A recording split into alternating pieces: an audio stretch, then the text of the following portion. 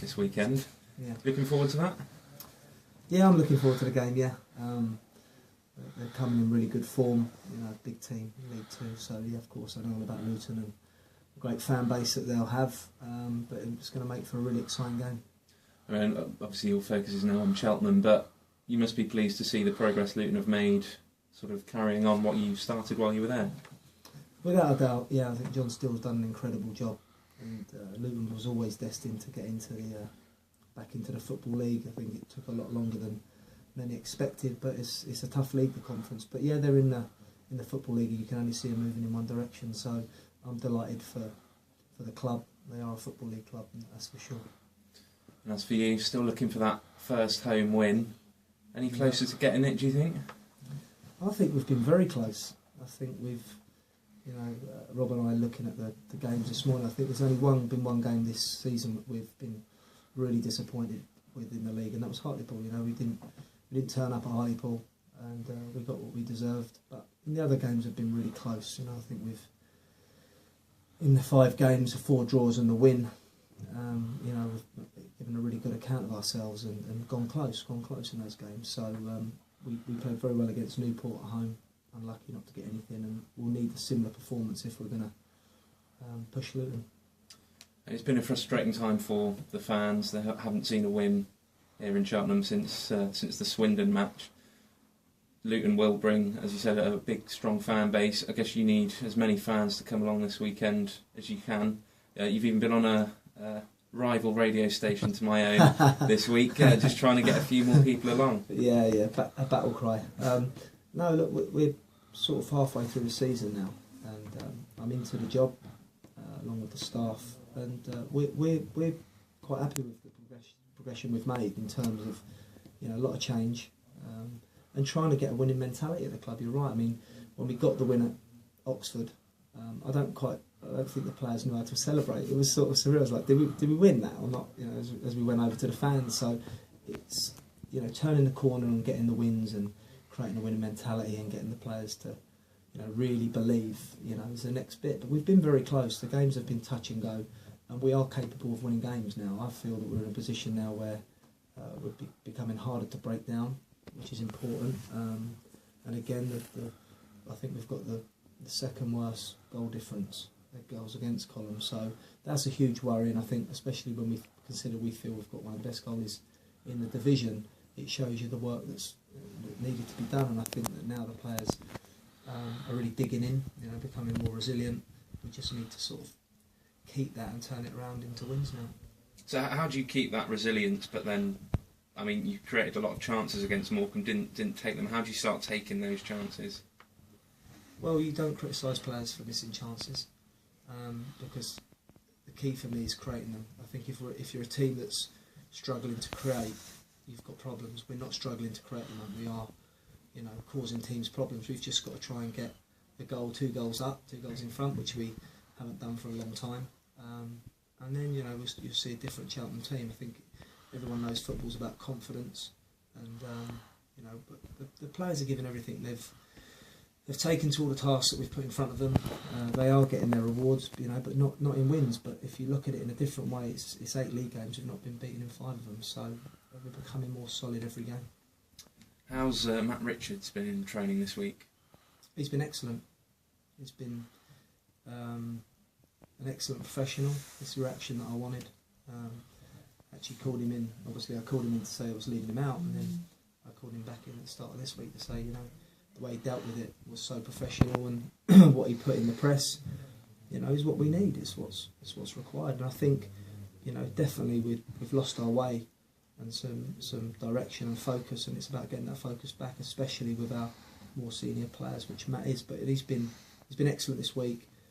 He's got to keep those standards up, and he'll be up for consideration at the weekend. Jake Gray came in on loan from Crystal Palace. How's he settled in?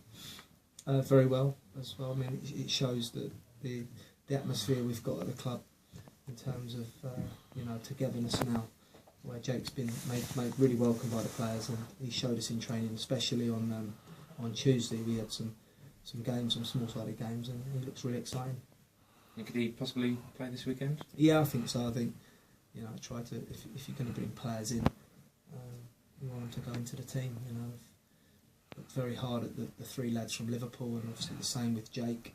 And I think, you know, he will definitely add to what we've got here. Paul Black has left, and he's gone off to America. Did you help him a bit with that? Yeah, I kicked him out the door. Blackie's a top professional, top person as well, and I wish him all the best. He expressed an interest in going to the States. I've got some good contacts there, and you know, when Gary Smith phoned me about him, you know, I gave him a glowing reference. I think he's just unfortunate that we had 3 fullbacks at the club. So we wish him well, and I say it's great, and it's freed a little bit of money up as well, which is great. It's freed a little bit of money up finally. Any business in the offing then, Paul? Well, we're up on the loans, so obviously you can only have 5 loans in a squad. So it's looking at permanence now, really. And I think the next week or so you'll see players maybe paid up, released. You know, squads and teams shuffling their pack, and that's where we've got to be ready to maybe cash in and take 1 or 2. Had a good meeting last week with the board in terms of where we are and how we've done things, and happy with obviously how we've done things financially. But anyone we bring in will have to work for the club's finances. So, but it is positive, a bit more positive, and hopefully we can bring in 1/2 players. And you've been having a look at some trialists. Any of them impressed you? No, we're not going to be taking any trialists. But this is a time where if people are put forward to us, there's no harm giving them a go, especially in the reserve game. And would that be likely people who are available free transfers? Yeah, it would have to be permanent, yeah. So it would either be taking them to the end of the season, or if I really like the player, then obviously we'd look at this year and next year, because obviously anything for next year doesn't affect us now in the budget. This budget is obviously till the end of the season, which is what we're looking at and working to. But yeah, it would be permanence now, and to try and shape the squad not only for this season but next season as well. Paul, that's great. Thank you. Cheers, thank you. Paul, do you have individual targets in mind? Yeah. There's 3 players that we really like, and they are all in clubs at the moment. Sort of discussing their futures, and we're just waiting. So we have had contact with those players. Those players are free to talk to people, but have not really sorted out their negotiations at their club. So we've just got to be a bit patient. Yeah, are they all of the same position, or is it different positions throughout the team you're after? 3 different positions. Yeah, I'm a bit reluctant to say. Yeah. So I think it's about balancing the squad out, James. It's I need to be sure that we've got the right squad in place for the second half of the season. And still working to the budget. Yeah, if you could bring just one position in, where do you think the team needs it most? Well, I mean, maybe up front.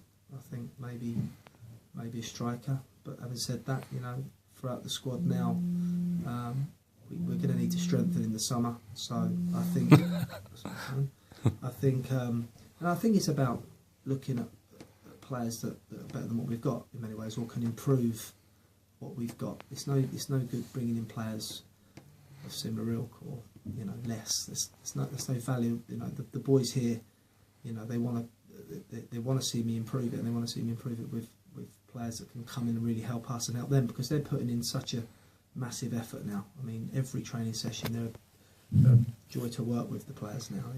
They really are up and running, and they're taking a lot of strength from the performances, and they're desperate for wins now as well.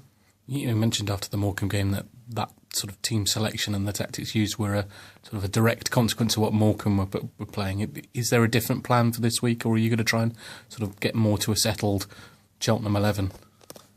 I think getting a settled team has been really difficult, not just because of performances or results, because as I said, I think we've really have improved. I think it's been more injuries as well, especially at the back. Losing Matty Taylor at Exeter was a huge blow for us in that game, when we were looking solid, and then sort of Lloyd coming in, then when Matt's back fit, and you want your captain in the team because what you can give us, but it's about now trying to keep Matt fit. Really, it's trying to work with Wezzo, work with Matt to keep him on the pitch, because he gives everything. I mean, it's no coincidence that somebody like Matty, he's picked up a few injuries in the last couple of years, because he gives everything in the games, and we want him on the pitch. So if we get him on the pitch, we can get a settled back four, settled back five. But all the time there's players coming in and out. Stevie Elliott the same. It's very difficult to get a settled team. You mentioned Matty's injury. What's the news on Craig? Brent Barrett came off with a hamstring, and with Byron. He's come off. He's not fit enough, Craig. He's got to get fitter. Craig, he did very well, in that game. I mean, up to sort of 60, 65 minutes, he was a real threat for us down the left side. I mean, I can remember the start of the second half, how he got around the back of them 2 or 3 times and made the right delivery. He's, by his own admission, working on his final ball or a finish, because he gets himself in fantastic positions. So, been pleased with Craig, and I think it was just a case of a bit of fatigue in his hamstrings, because he's very athletic.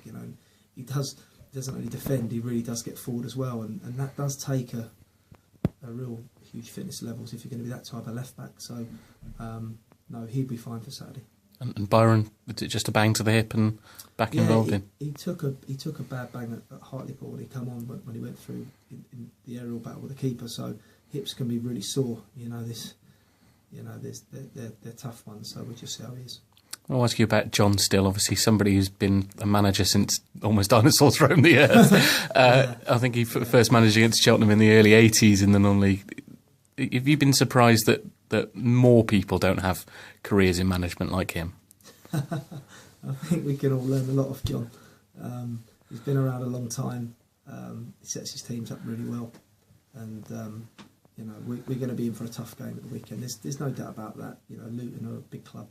Good side, they're flying high in the league, and we're going to have to be at our very, very best to get anything out of the game. But as I say, I'm confident in the team, I'm confident in the lads, and we've already shown, especially the other night, we can create chances. And against Newport, slowly ball, we created more chances. So we'll be confident. We've got nothing to lose in many ways. We're going to go for it the weekend. Yeah, you mentioned nothing to lose. 3 of the next 4 games against teams in the top 6. Is that sort of the attitude you take, that fighting underdog, scrappy spirit? I was having a good morning before this, James. I haven't looked that far. I just looked at Luton. That's a big enough game. Yeah. So, no, I tend to look at what we've got, in many ways, and I'm really pleased with the way the players have been in training, because that's all I can go on. Right? You look at the boys out there performing in training, the team spirit's getting better and better, the more togetherness. That's what I've been pushing for the whole time. You can't get on wins if there's not that team spirit and that togetherness. In terms of if somebody's made a mistake, picking them up. And if someone's done something good, really giving them well done. These are things we're trying to put in along with the organisation, and we know in Trev what goalkeeper we've got in Trevor, so we need to take strength from that. Be resilient, be hard to break down, and then stick our chances away when they come. Just finally, obviously your decision to leave Luton was obviously a personal one to move to the State. Do you have any regrets on that now? And secondly, do you have any regrets coming back? No, I've got no regrets about anything. Excellent. Cheers. Cheers.